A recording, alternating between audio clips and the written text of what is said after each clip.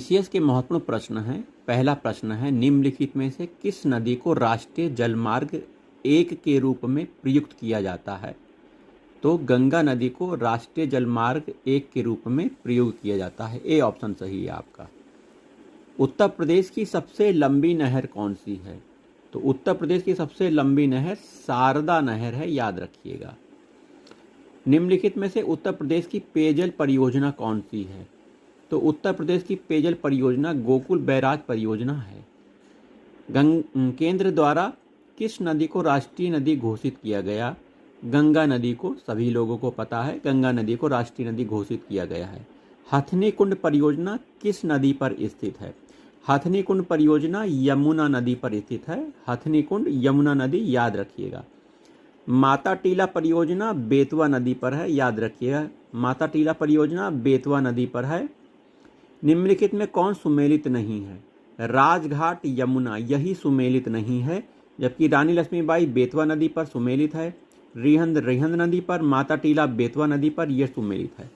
तो आंसर आपको प्राप्त हो गया। अगला प्रश्न वही है कि कौन सुमेलित नहीं है? तो बिठूर गंगा नदी के किनारे सही, गोरखपुर राप्ती नदी के किनारे सही, जौनपुर सही नदी नहीं है, गोमती नदी है, यही आंसर आपका सही है, जो कि सुमेलित नहीं है। कौशाम्बी यमुना नदी के किनारे है, ये भी सही है।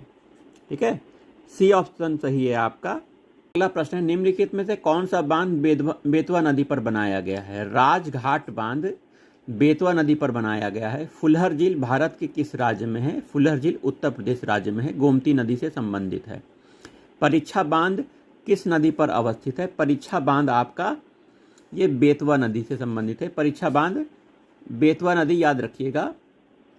अगला प्रश्न है, 110 मीटर ऊंचा बिहार जल प्रपात प्रदेश की किस नदी पर है? तो 110 मीटर ऊंचा बिहार जलप्रपात टोंस नदी पर है। किस नदी पर है? टोंस नदी, याद रखिए। उत्तर प्रदेश में सबसे ऊंचा बांध कौन सा है? उत्तर प्रदेश में सबसे ऊंचा बांध रामगंगा बांध है। रामगंगा बांध उत्तर प्रदेश का सबसे ऊंचा बांध है। निम्नलिखित में से किस नदी का तटवर्तीय क्षेत्र अवनालिका क्षरण के लिए प्रसिद्ध है? तो किस नदी का बोला गया है? तो चंबल नदी का तटवर्ती क्षेत्र अवनालिका क्षरण के लिए प्रसिद्ध है। अगला प्रश्न, निम्नलिखित में से कौन सी नदी ब्रह्म घाट नामक स्थान पर कर्नाली नदी से मिलती है और घाघरा नदी बन जाती है? तो ये शारदा नदी है, शारदा नदी, याद रखिएगा। निम्नलिखित में किस नदी के तट पर गोरखपुर स्थित है? गोरखपुर आपका राप्ती नदी के तट पर स्थित है।